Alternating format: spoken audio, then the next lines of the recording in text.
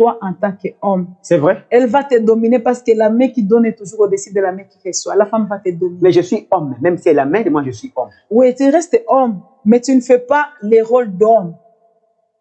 Ok. Donc la femme joue maintenant les rôles d'homme. Elle vient maintenant dominer sur toi. C'est pour cela que je prie le Seigneur. Maman pasteur, félicité. Donc, si la femme amène à la maison plus que moi, je suis obligé à rester calme. C'est moi maintenant qui dois me soumettre devant lui. Devant elle. Vous dépendez d'elle. C'est pour cela que j'ai dit que je prie Dieu pour que les hommes aient le travail. Je prie Dieu pour que les hommes prennent leurs responsabilités. Nous, les femmes, nous ne pouvons jamais tolérer qu'un homme vienne donner les ordres sur l'argent que lui n'a pas cherché. C'est ça. Si une femme n'est pas sauvée, c'est ça, papa. Si une femme n'est pas sauvée, elle prend ça comme ça. Et si même elle est sauvée, il arrive toujours... Elle peut avoir tendance à être comme ça. Elle peut avoir tendance à être comme ça. D'abord, pourquoi? Parce qu'il y a les hommes qui traitent les femmes, qui ont des concubines, et il y a les femmes, quand elles voient dans le téléphone de l'homme qu'il y a quelque chose qui ne va pas, la femme parle, et l'homme essaie de les rabaisser, La femme garde ce truc dans son cœur. Et quand elle continue à garder, il y a un moment où arrivera la femme pourra se venger quand elle a maintenant une position qui l'autorise à se venger. C'est pour cela que homme veille à tes comportements, à ton comportement et à tes actes. Tu dois veiller vraiment à ça. Parce que nous, les femmes, nous sommes allergiques. Nous ne pouvons jamais tolérer un homme infidèle ou un homme qui a le mauvais comportement. Alors, c'est pour cela qu'une femme, quand elle trouve maintenant une position qui la donne maintenant l'autorité sur toi, elle va te dominer et te terrifier. Et tu seras vraiment un homme ivoirien, un zouko de là, comme vous avez bien dit, si la femme en question n'est pas sauvée. Mais pose maintenant l'autre question que vous aviez posée avant, parce que j'étais en train d'abord d'achever la première question que vous avez, la question ultérieure que vous avez. La question que j'ai posée était celle-ci. Moi, en tant qu'homme, est-ce que si une femme commence à manifester de l'orgueil à la maison, parce qu'elle parle avec Dieu, parce qu'elle est entrepreneur quelque part, est-ce que je suis appelé à me rabaisser parce que c'est elle qui a parlé avec Dieu? C'est moi maintenant qui doit devenir soumis devant elle? Mais si je peux vous appeler pasteur évangéliste, l'homme de Dieu. Voici les mots qui conviennent. Alors, vous savez qu'en aucun cas, nous ne pouvons jamais changer la Bible. Eh oui. Jamais. Et la réalité ne pourra jamais être changée parce que moi, j'ai reçu l'argent. Jamais. Le monde ne changera pas parce que moi, j'ai reçu l'argent. Parce que moi, j'ai un don. Le monde ne pourra jamais changer. La Bible restera toujours la même Bible que nos anciens ont lu et que la Bible que les autres lisent, c'est la même Bible que nous lisons. Oui. Parce que je suis prophétesse, je manifeste l'orgueil. Jukira, c'est ce que les Ougandais disent. Souviens-toi que Dieu résiste aux orgueils. Je vous ai dit quoi? Quand vous avez les dons et que vous faites comme ça, Dieu les ravit. Vous voyez? Dieu les ravit. Quand un don arrive à t'enorgueillir, tu t'enorgueillis à cause de ces dons-là, Dieu peut les ravir. Parce que Dieu résiste aux orgueilleux. Il fait grâce aux humbles. Il fait grâce aux humbles. Vous voyez? Maintenant, quand on est orgueilleux, qui était orgueilleux? Le premier orgueilleux du monde, c'est Satan. Et comment Dieu l'avait terrifié? Il a été chassé. Satan, ange de lumière, Lucifer. Satan, c'est-à-dire ennemi. Il est ennemi de qui? Ennemi de l'homme créé à l'image de Dieu. Il est ennemi de toi et de moi. Vous voyez un peu. L'homme a été créé à l'image de Dieu, donc c'est un ennemi de Satan. Si je n'ai pas trouvé le Père, je peux trouver le Fils. Donc, comme Satan avait raté Dieu dans le ciel, il est maintenant notre ennemi, il va nous combattre parce que nous sommes créés à l'image de Dieu. Maintenant, qu'est-ce que Satan peut amener dans la vie de quelqu'un? Moi, j'ai un don. Le don qui peut glorifier l'Éternel. Dieu me donne les dons comme richesse dans ma vie. Maintenant, Satan va tourner ces dons-là à sa faveur. C'est pour cela que nous devons faire attention quand nous servons l'Éternel. L'orgueil précède la ruine. Maintenant, quand toi tu te tape toujours la poitrine de Dieu. Moi, je suis servante de Dieu. Je parle avec Dieu. Je fais ceci. Je vais être orgueilleuse. Non. Ça ne va pas aller.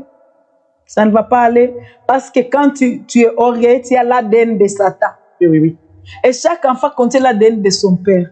Si toi, tu as l'ADN de Satan, ça va. Ça revient maintenant de connaître son identité. Quand on connaît son identité, on connaît le Dieu qu'on sert, on ne doit jamais tomber dans l'excès. On ne doit jamais être orgueilleuse parce qu'on a les dons. On doit laisser les dons là pour que Dieu se réjouisse des dons qu'il t'a donnés.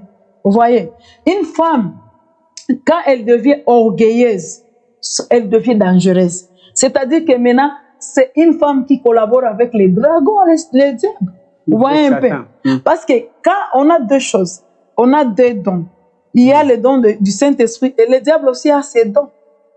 Attention, Dieu peut même te laisser, il peut te laisser même les dons qu'il t'a donnés, mais si tu meurs, tu n'entreras pas au ciel. Parce que Dieu ne peut pas te ravir ce qu'il t'a donné.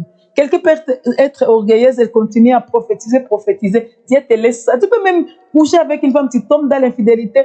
Tu vois même demain, il se réveille, il prêche. Dieu te laisse les dons qu'il t'a donnés. Mais quand tu meurs, tu n'entreras pas au ciel.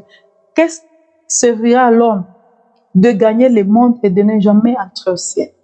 Vous voyez. Maintenant, quand vous trouvez une femme qui est déjà orgueilleuse à cause des dons que Dieu lui a donnés, mettez question mark. Soit il a l'ADN de son père, maintenant qu'il commence à servir un nouveau père qui est le diable, le manager principal de l'orgueil. Lui qui s'était enorgueilli depuis le ciel, et Dieu l'a chassé parce que Dieu résiste aux orgueilleux.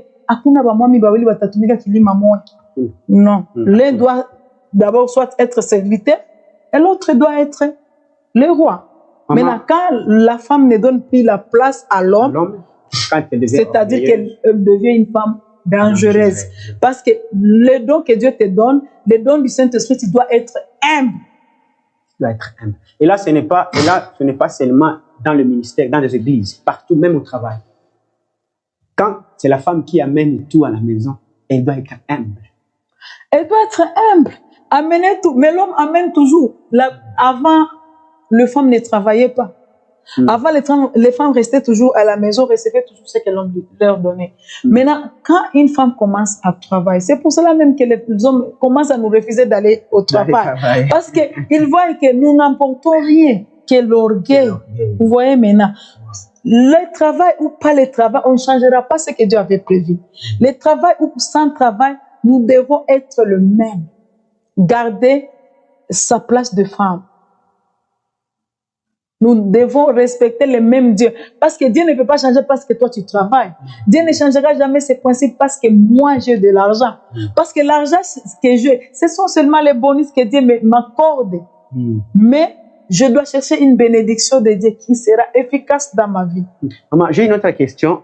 Quelles sont les attitudes d'une femme leader au sein d'une église? Les attitudes de femmes leaders au sein des églises. Les églises. Ok. Les femmes leaders au sein des églises, elles se mettent toujours en première place avec les bateaux de commande. C'est une femme qui commande. Elle est leader, non? Oui. Elle aime qu'on lui donne le respect. Elle est leader. Comme tout homme aime se mettre à sa place. Tout homme aime l'honneur. L'honneur, c'est pour Dieu. Tout homme aime le respect. Tu vois un peu. Maintenant, la femme, quand elle dirige, elle aime aussi qu'on la respecte. Maintenant, pour nous avons un problème. C'est un problème que j'avais vu. La femme aime imposer le respect. Le respect ne s'impose pas. Le respect se mérite. Les gens t'accordent le respect selon ton comportement. Maintenant, pour nous aimons imposer vraiment le respect.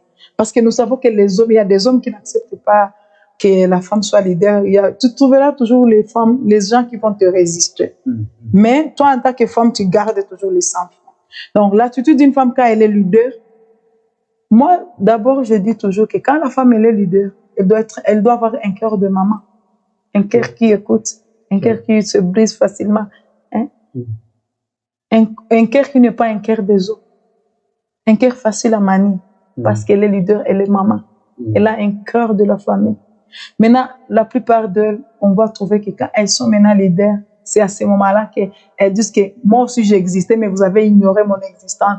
Je vais m'imposer. Mais si Dieu vous donne, oui, si Dieu vous donne l'occasion d'être une femme leader, c'est l'occasion maintenant d'être humble. La Bible nous dit, si tu veux être grand, accepte d'être le serviteur des autres. Oui, oui. Maintenant, quand nous avons maintenant ce pouvoir-là, nous devons d'abord appliquer la loi de la Bible. Si tu veux être grand, sois serviteur de l'autre. Tu vois un peu. Maintenant, il y a encore autre chose, mais attention, quand les femmes sont leaders, ce sont des gens qui mettent beaucoup de l'ordre. Beaucoup? La femme. Pour aider ou pour détruire? La femme, elle est comme ça. À la ligne. Quand une femme, elle est leader, elle est comme ça. Elle est stricte et sévère. Peut-être à cause de ça, maintenant, ça handicape un peu les hommes. Hein. Mais quand une femme est au pouvoir, il y a les choses qui se règlent d'eux-mêmes. Parce que la femme, vraiment, elle est sévère. C'est une personne qui aime mettre tout en ordre. C'est une personne stricte et une personne qui aime recevoir les rapports à temps. Mais les hommes, à un certain moment, ils ont un cœur de papa, donc, de tolérant. C'est mieux d'être leader par une femme qu'un homme. Je donne ma langue au chat. Parce que pour moi, attention, j'ai déjà fréquenté 2 ou 3 églises de femmes leaders. Bon, c'est que moi, j'ai déjà fréquenté. Oui. Mais quand j'avais trouvé que la femme n'était pas mariée, elle était divorcée, elle avait 2 pasteurs après elle. Elle était signe pasteur, et il y avait aussi d'autres pasteurs. Maintenant, à tout moment, elle se plaignait. Elle disait que non, ces gens ne me respectent pas. Celui-ci ne me respecte pas. Pourquoi? C'est parce que je suis femme. Non, femme ne doit pas se minimiser. Parce que tu es femme et tu es là, Dieu t'a déjà mis là-bas. Tu dois prendre les relèves. Tu dois prendre ta place et être leader dans un bon sens, pas dans le sens négatif. C'est tout ça. Tu dois être strict dans un bon sens, mais pas dans un sens négatif. Vous voyez un peu. Elle se plaignait vraiment, elle me disait, non, tu vois, maintenant, docteur Félicité, c'est parce que je suis une femme, parce que je n'ai pas un homme, c'est parce que comme ça. Nous nous culpabilisons à cause de ça. Hein? Attention, une femme peut être leader, elle n'a pas de mari. Attention, un homme donne toujours la valeur à la femme. Il y a toujours une valeur ajoutée qu'un homme ajoute dans la vie de femme. Attention, méfie-toi. Il y a des femmes qui se disent, je me suffis moi-même en état célibataire. Quand j'arrive au travail, les gens m'appellent madame. Mais madame sans un nom de mari, c'est rien. Une femme porte le nom de son mari. Et comme moi, on m'appelle madame Gilbert, et je me sens dans la joie parce que j'ai un homme qui m'a déjà donné le nom. Donc, quand tu t'appelles madame au travail et madame sans mari, c'est rien. C'est l'homme qui te donne le vrai sens d'être appelé madame. Tu t'appelles madame par la place que tu occupes. Mais quand tu rentres, le travail à la maison. Mais quand tu rentres dans ta chambre, tu sais, toi-même, tu ne dois pas te mentir. Tu sais vraiment que tu n'es pas madame. Je suis célibataire et j'ai besoin de quelqu'un. C'est pour cela que, en étant au travail, je peux me faire comme ça, mais dans ma chambre, je ne sais pas ce que ma conscience me dit. Ma conscience me dit, tu dois chercher un homme pour maintenant venir valoriser ta place de madame, pour qu'on t'appelle maintenant madame Tel. Soyez la bienvenue. On te réserve la table. Il faut qu'un homme soit là. Un homme, elle doit être à tes côtés. Peu importe ce que tu fais. Maman Félix, pour terminer, quels sont les conseils que tu peux donner aux femmes leaders et les conseils que tu peux donner aux gens qui sont dirigés par des femmes? Wow, that's good. Les conseils que je peux donner aux femmes leaders, d'abord, une femme leader, elle doit être exemplaire. Une femme leader doit être exemplaire. Tu ne vas pas venir me donner la leçon de morale que toi-même tu n'appliques pas. Donnez-moi une leçon de morale que toi tu appliques. Sois d'abord toi-même exemplaire pour venir me donner l'exemple à suivre. Parce qu'on ne suit que l'exemple de son conducteur. Maintenant, quand une femme elle est leader, je dois seulement l'appeler à être humble. Et quand une femme elle est aussi leader, elle est mariée, c'est pas le moment de venir montrer à ton mari que moi je suis leader, je dois venir aussi te diriger. Non, sois leader humble, comme l'agneau. Jésus c'est un agneau. Même quand on l'a mené on l'amenait pour le maltraiter, il restait toujours un agneau. Même quand tu es une femme, tu dois apprendre que je ne suis pas un être faible comme les gens le disent. Je suis capable de faire quelque chose que l'homme peut faire, mais avec modération. Je n'oublie pas ma place. Voyez un peu. Je garde ma place d'être femme. Que les Blancs ne nous mentent pas. Pourquoi chez eux il y a beaucoup de suicides? Parce que la plupart des Blanches sont de divorcés. Elles demandent toujours de divorcer avec un tempérament là. Donc après, elles viennent regretter pourquoi j'ai divorcé. Mais c'est déjà trop tard. Alors, en étant femme leader, nous devons être d'abord humbles. Garder notre place de la soumission. Ne jamais être femme rebelle. Jamais. Rester toujours une maman quand il le faut être une maman. Garde ta place d'être leader. Retourne les choses à sa place quand il le faut. Mais ne pas aussi être sévère. Ne pas se priver le temps de loisirs. Ne pas se priver le temps de rigoler. À tout moment, non, c'est pas bon. Tu sais que le sourire donne aussi à nos cœurs le truc comme la joie. Et ça nous épargne beaucoup de maladies.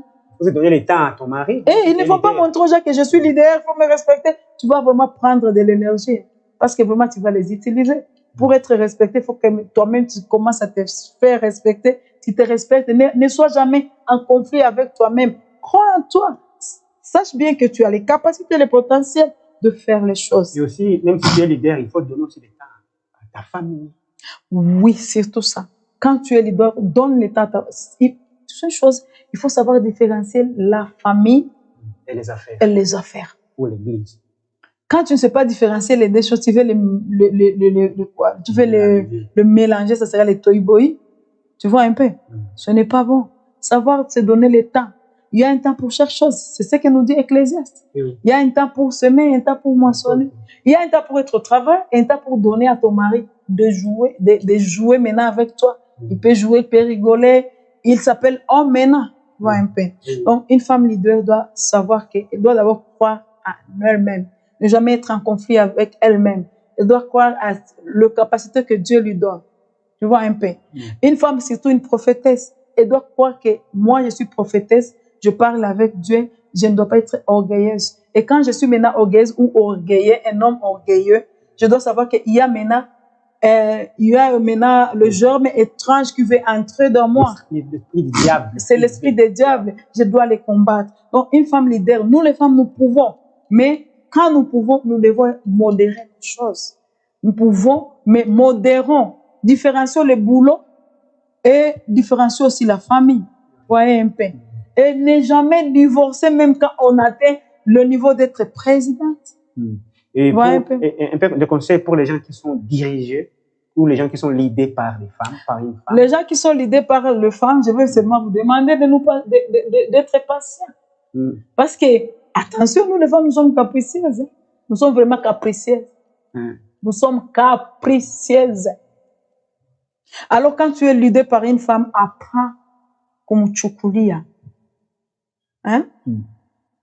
Apprends seulement à être tolérant avec cette femme-là. Parce que même si c'est la femme qui te gère, mais toi, tu es aussi une femme que tu gères à la maison. Oui. Alors, tu dois vraiment maîtriser les caprices des femmes. Comprenez que nous, les femmes, nous sommes capricieuses et nous aimons vraiment imposer le respect. Nous aimons être strictes. Nous aimons que les choses se fassent à temps. Quand tu travailles avec une femme, il faut vraiment être prudent. Parce que la femme ne tardera pas même à tourner sur toi. Et maintenant, tu vas te dire, comment une femme peut tourner sur moi et moi, je gère une femme à la maison? Attention, tu gères ta femme à la maison, mais moi, je suis ton chef. Ok. Tu vois un peu. Et quand moi, je suis ta chef, je dois maintenant avoir une mainmise sur toi. Et quand c'est le travail, respectons-nous. Ne pas négliger une femme parce que c'est une femme, c'est que c'est faible. Mais quand je suis ta chef, tu dois vraiment me donner ma place. Tu dois vraiment me respecter. Parce qu'au travail, je te donne les ordres. À la maison, va donner les ordres à ta femme. Tu vois un peu. Et moi, quand je quitte le travail, je pars, je laisse mes ordres là-bas sur la table. Je pars maintenant, mais je mets aussi à un homme comme toi. Tu vois un peu. Donc, une femme, quand un homme est leader par une femme, il doit être tolérant. Après être tolérant, il doit comparer toujours. Il doit d'abord accepter ce que Dieu a mis dans toi. Ouais, un peu. Ce que Dieu a mis dans une femme, il faut vraiment les accepter. Si c'est la femme que Dieu a donné les dons, accepte que ces dons dirigent à ce moment-là. Tu vois un peu. Donc, accepte la femme que Dieu aussi peut utiliser la femme. Accepte qu'une femme aussi peut être une chef. Tu vois un peu. Ouais. Elle peut être une chef, comme elle est là. Alors, quand c'est elle qui lutte, il faut vraiment la prendre comme si c'était un homme qui te lead. Maman, docteur, pasteur, félicité. Vous êtes aussi leader quelque part. Oui, je suis leader. D'abord dans ma maison. Je suis leader de mes assiettes. Je suis leader de ma cuisine. Oui. Je suis leader de mes chicken que je gorge pour mon mari. Donc, je suis leader même sur les gens qui sont dans ma maison. D'abord. D'abord, et ça marche bien. Ça marche bien parce que, attention, si ça ne marche pas bien, ça ne va pas marcher ailleurs. Donc, je vais apprendre ça, que ça marche d'abord dans ma maison.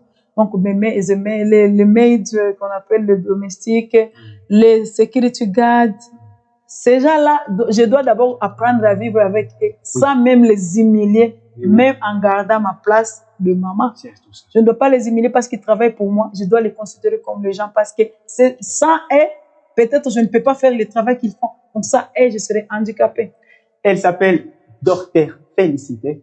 Avec elle ce soir. Merci, maman. Vous avez été, je peux dire que vous êtes une bénédiction. Merci. Vous êtes vraiment une bénédiction. Vous êtes aussi une bénédiction pour moi. Et ça va nous aider, ça va aider la plupart des gens. Parce qu'il y a des femmes qui dirigent et qui se comportent un peu entre les aiguilles là-bas. Mais on sait qu'avec des tels conseils, peut-être qu'il y a quelqu'un qui va changer, qui va réaliser que la façon de vivre, la façon de l'occuper, ce qu'elle faisait n'était pas bien et elle va prendre d'autres mesures.